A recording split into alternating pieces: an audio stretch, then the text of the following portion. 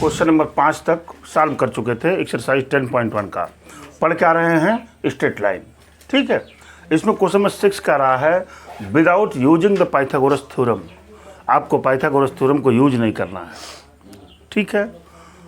So that the point इतना इतना and इतना are the vertex of the right angle triangle. निकाल के दिखाता हूँ। ये देखिए, अगर हमने यहाँ पर एक राइट एंगल ट्रायंगल दिया, ध्यान दीजिएगा, ये राइट एंगल ट्रायंगल दिया, ये क्या है, ए बी और क्या सी। ए का आपने कोऑर्डिनेट लिख दिया 4,4, बी का लिख दिया 3,5 और सी का लिख दिया -1,1। हम चाहें तो इसकी डिस्टेंस निकाल लें, इसकी डिस्टेंस निकाल लें, इसकी डिस्टेंस निकाल लें, और पाइथागोरस यूज करें तो अभी दिखा देगा हमको कि ये, लेकिन इन्होंने बोला क्या है, विदाउट यूजिंग पाइथागोरस। आपको पाइथागोरस को यूज ही नहीं करना है। तो हम क्या करते हैं, पहले ए बी की ग्रेडियंट निकाल लेते हैं। बात समझ रहे हैं ना। आप जानते हैं, मैं लिखूंगा जब एम ए बी बराबर फार्मूला है y2 माइनस y1 अपान x2 माइनस x1। ये बराबर y2 माइनस y1, यहाँ चलिए 5 माइनस 4, 5 माइनस 4 अपान x2 माइनस x1 का मतलब 3 माइनस 4। कितना मिल गया भाई, ये -1 मिला कि नहीं मिला। फिर हमने क्या कहा कि एम बी सी निकाल लेते हैं। क्या निकालने, एम बी सी बराबर y2 माइनस y1 यानी 1 माइनस 5 है ना जी, अपान x2 माइनस x1 यानी -3, -1 -3। यहाँ क्या हो गया, -4 अपान क्या, -4 यानी क्या मिल गया 1, ठीक है। एम ए सी निकाल लेते हैं। एम ए सी बराबर, ये भी y2 माइनस y1 लिख दूँ एक बार और, y2 माइनस y1 अपान क्या, x2 minus x1। This will be equal to y2 minus y1 -1 -4 -1 -4 upon 1 minus क्या 4। क्या बच गया भाई, -3 अपान -3 यानी क्या बच गया यहाँ 1। ये वाला है ना, ए सी वाला है, तो -1 -5 -5 हुआ ये हो गया -5 और -3 यानी क्या मिल गया यहाँ, हाँ 5/3, ओनली 5/3, ठीक है। आप ये भी जानते हैं कि राइट एंगल ट्रायंगल में दो साइड्स परपेंडिकुलर होते हैं एक दूसरे के। तो देख लेते हैं कि किनकी प्रवणताओं का, किनके ग्रेडियंट का गुणनफल -1 के बराबर है। बोले थे ना आपसे कि दो लाइनें एक दूसरे के परपेंडिकुलर तभी होती हैं जब m1 into m2 equal to -1, और पैरेलल तभी होती हैं जब m1 इक्वल टू m2 हो। यही था ना। तो देख लेते हैं, आप यहाँ से सीधे सीधे देख लेंगे कि अगर एम ए बी और एम बी सी का मल्टीप्लाई कर दें हम, तो -1 दिख रहा आना दिख रहा है कि नहीं दिख रहा, बोलिए। अकॉर्डिंग टू दिस थियरी आप कह सकते हैं ये राइट एंगल ट्रायंगल होगा कि नहीं होगा। लिखेंगे since m A B into m B C, ये बराबर क्या हो जाएगा, बराबर -1 इंटू 1 इक्वल टू क्या मिल रहा है, -1। हेंस आप क्या कह सकते हैं, A B perpendicular to B C, कह सकते हैं नहीं कह सकते हैं। Hence this triangle is right angle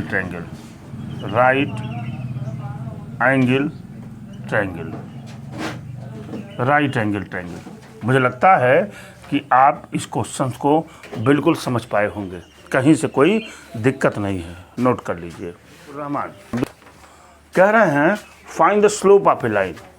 एक लाइन का स्लोप निकालना है which makes an angle of 30 degree, जो 30 डिग्री का एंगल बना रहा है। कहाँ से, with the positive direction of y axis measured anti clock. Measured कहाँ से, एंटी क्लॉक। देखिए ये ऐसी बात कर रहे हैं, ये अगर एक्सिस है x डैश y डैश, यहाँ पर एक y एक्सिस पर एक कैसे एंगल बना हुआ है, बस समझ रहे हैं। इस एंगल को मेजर्ड कहाँ से कर रहे हैं, एंटी क्लॉकवाइज डायरेक्शन। और आप जानते हैं कि स्लोप उसी को कहते हैं जो पॉजिटिव एक्स एक्सिस जो एंगल बनाता है, जो पॉजिटिव एक्स एक्सिस एंगल बनाता है। ये एंगल इन्होंने कितना दे रखा है 30 डिग्री, तो ये पूरा एंगल कितना हो जाएगा 90 प्लस 30 यानी 120 डिग्री। होगा कि नहीं होगा? अरे भाई सीधे सीधे बोलना है, anti clockwise direction, anti clockwise direction इन्होंने ऐसे बोला है। ठीक है, अब आप जानते हैं कि यहाँ पर थीटा इक्वल टू क्या हो जाएगा 120 डिग्री। इसका स्लोप m इक्वल टू क्या होता है tan थीटा, आपको बताए थे मैंने 120। This may be written as tan 90 plus 30 degree. कितना होगा -30 डिग्री। होगा कि नहीं होगा? सेकंड क्वाड्रेंट में लाई कर रहा है ये, हाँ कॉट हो जाएगा, सही कह रहे हो, माइनस कॉट 30 डिग्री और कॉट 30 की वैल्यू -√3। यही इसका आंसर है। ये चलिए, कह रहा find the value of x, x की वैल्यू बतानी है। सभी लोग जानते हैं फॉर विच द पॉइंट इतना इतना इतना आर कोलिनियर। ठीक है, कौन कौन से पॉइंट की बात कर रहे हैं? x, -1 और क्या है 2, 1 और क्या है 4, 5। इसको आप लिख दीजिए x1 बराबर x, y1 बराबर -1, x2 बराबर 2 और y2 बराबर 1 और यहाँ पर x3 बराबर 4 और y3 बराबर 5। ठीक है, आप जानते हैं कि 3 पॉइंट्स विल बी कोलिनियर, है ना? कोलिनियर का क्या फार्मूला है? x1 y2 minus y3 plus x2 y3 minus y1 plus x3 y1 minus y2 equal to 0। ठीक है, x1 की वैल्यू क्या है x, y2 की वैल्यू है 1 माइनस y3 का मतलब 5 प्लस x2 की वैल्यू 2, y3 की वैल्यू 5, y1 की वैल्यू +1 मिल गया ना, प्लस x3 की वैल्यू 4 और y1 की वैल्यू -1 और y2 की वैल्यू -1 बराबर क्या होगा 0। यहाँ पर क्या मिलेगा -4 बचेगा ना, x का मल्टीप्लाई हो गया -4x, यहाँ पर 12 और यहाँ पर -8 इक्वल टू क्या हो गया 0। यहाँ से मिल जाएगा -4x अब प्लस क्या 4 equal to 0, -4x equal to -4, x equal to 1। This is your answer. कितना इजी है देखिए ये, इसीलिए हमने कहा आपसे कि हम लोग स्ट्रेट लाइन को पढ़ते हैं। ठीक है, ताकि आपको सारी चीज़ें हम समझा सकें। चलिए, कह रहा है without using distance formula, distance formula को यूज नहीं करना है आपको। सो दैट द पॉइंट इतना इतना इतना एंड इतना are the vertex of the parallelogram. ठीक है, एक पैरेललोग्राम हम यहाँ बना देते हैं। देखिए ध्यान दीजिएगा, मुझे क्या पता कि पैरेललोग्राम कैसा है। पैरेललोग्राम की क्या कंडीशन होती है? दो साइडें आमने सामने की साइडें इक्वल नहीं पैरेलल होती हैं पैरेललोग्राम में, है ना? अच्छा, ये हो गया A, B, C और क्या D। A का कोऑर्डिनेट दिया हुआ है -2, -1, B का कोऑर्डिनेट है 4, 0, C का कोऑर्डिनेट है 3, 3 और D का कोऑर्डिनेट है -3, 2। ठीक है, लिखेंगे ग्रेडियंट ऑफ, ग्रेडियंट माने प्रवणता, ग्रेडियंट ऑफ AB। ये क्या हो जाएगा MAB बराबर, फार्मूला वही है y2 माइनस y1 अपान x2 माइनस x1 इम्प्लाइज करेगा y2 4 + 2 अपान 0 + 1। कितना लिखा तो हूँ? हाँ सही कह रहे हैं, ये सही कह रही है। y2 माइनस y1 यानी 0 + 1 अपान x2 माइनस x1 4 + 2 यानी क्या मिल गया 1/6। क्यों जी? अब हम BC का निकाल लेते हैं, लिखेंगे MBC बराबर क्या होगा BC y2 minus y1 3 minus 0 अपान 3 माइनस 4। क्यों जी? कितना मिल गया ये? -3 हो जाएगा, -3 मिल गया ना। अच्छा, फिर सी डी निकाल लीजिए। एम सी डी बराबर क्या? एम सी डी बराबर क्या होता है? इधर से चलिए, y2 माइनस y1 2 माइनस 3 अपान क्या भाई? -3 प्लस 3, नहीं 3 प्लस 3, 3 प्लस 3, नहीं सर, -3 हाँ यहाँ से -3 ये क्या मिल गया? -1 अपान -6 इक्वल टू क्या? 1/6 दिखाई दे रहा है। देखिए ये ग्रेडियंट और ये ग्रेडियंट इक्वल है ना, यानी ए बी और सी डी क्या है? पैरेलल है। भाई कंडीशन यही बताया हो ना आपको, पैरेलल है। अब इसको देखते हैं, और ये वाली इक्वल किसकी आएगी? इसके, यानी -3 के इक्वल आना चाहिए। क्यों? तो आप यहाँ निकालेंगे यम क्या है भाई? डी ए में किसको लिखा? डी ए, या y2 माइनस y1 -1 -2 है ना जी। अरे भाई -1 -2 फिर -2 x2 माइनस x1 है ना, -2 प्लस 3, -2 प्लस 3 बराबर कितना हो गया? ये ऊपर बचेगा -3 अपान 1 बराबर क्या हुआ? -3। देख रहे हैं ना, बराबर है कि नहीं बराबर है? तो आप यहाँ लिख देंगे कि the gradient of the gradient of किसका एम ए बी बराबर किसके है भाई? एम ए बी किसके बराबर है? 1/6। और एम सी डी बराबर एम सी डी है ना। और क्या है भाई? एम बी सी बराबर प्रांजल किसके है? एम बी सी -3 यानी एम डी ए के बराबर है ना।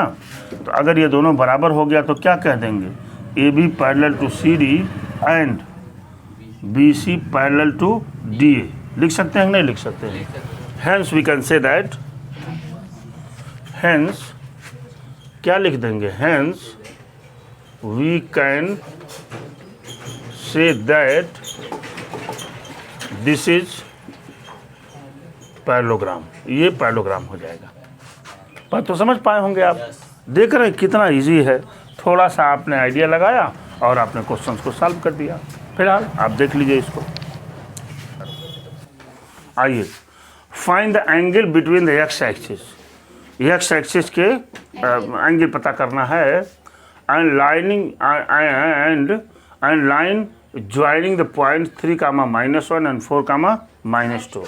ये बात कर रहे हैं ऐसे, ये देखिए ये ऐसे है, एक लाइन ऐसे जा रही है ना। ये एंगल आपको निकालना है, और ये जो लाइन है ये 2 पॉइंटों से पास हो रही है। किधर से? 3, -1 से, और किससे? 4, -2 से। ऐसे जब हम रेफरेंस डायग्राम बना लेते हैं तो हमको क्या होता है मालूम हो जाता है ना। तो अब देखिए इसमें हम वो 2 पॉइंट से जो स्लोप का फार्मूला है उससे निकल जाएगा ये। तो आप जानते हैं, ध्यान दीजिए, यम इक्वल टू क्या होता है? tan थीटा होता है ना। और ये बराबर हो जाएगा y2 माइनस y1 अपान x2 माइनस x1 बराबर y2। यहाँ से चलें बेटा, किधर से चलें? y2 माइनस 1 यहाँ चलें, y2 माइनस y1 यानी -1 प्लस 2, -1 प्लस 2 अपान x2 माइनस x1 यानी 3 -4। This will be equal to 1 upon -1 बराबर क्या? -1। ठीक है। अब देखिए यहाँ पर हमारी tan थीटा की वैल्यू क्या आ गई? -1 हो गई। अब tan थीटा की वैल्यू चूँकि माइनस में है तो या तो ये सेकंड क्वाड्रेंट में होगा या तो फोर्थ क्वाड्रेंट में होगा। क्यों? क्योंकि फर्स्ट में सभी पॉजिटिव होते हैं, थर्ड में टर्न पॉजिटिव होता है। क्यों? यानी इसकी वैल्यू या तो सेकंड में है या तो फोर्थ में है, ठीक है। लेकिन इन कोऑर्डिनेटों को अगर देख करके देखा जाए तो चौथे में नहीं कोई दिखाई दे रहा है। दिखाई दे रहा है क्या? ये तो थर्ड में ही दिखाई दे रहे हैं। तो थर्ड लिखने के लिए, और जानते हैं किसका फार्मूला है ये हो जाएगा -tan π/4 हो सकता है, ठीक है। और ये वैल्यू हो जाएगी tan थीटा बराबर, इसको लिखा जा सकता है, इसको क्या लिखा जा सकता है?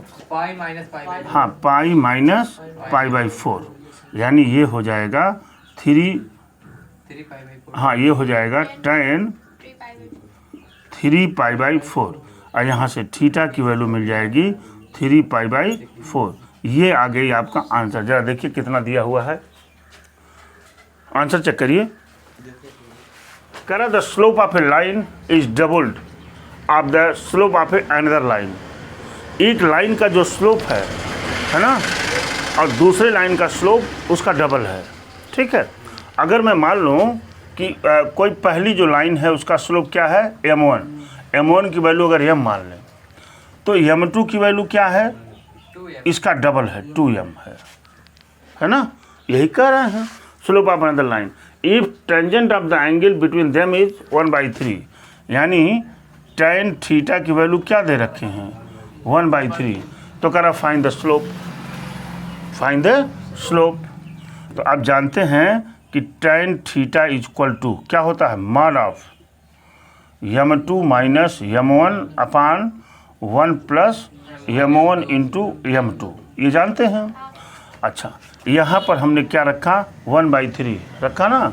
ये this will be equal to हो जाएगा m2 की वैल्यू है 2m माइनस m1 की value m upon 1 plus 2m into m, ठीक है।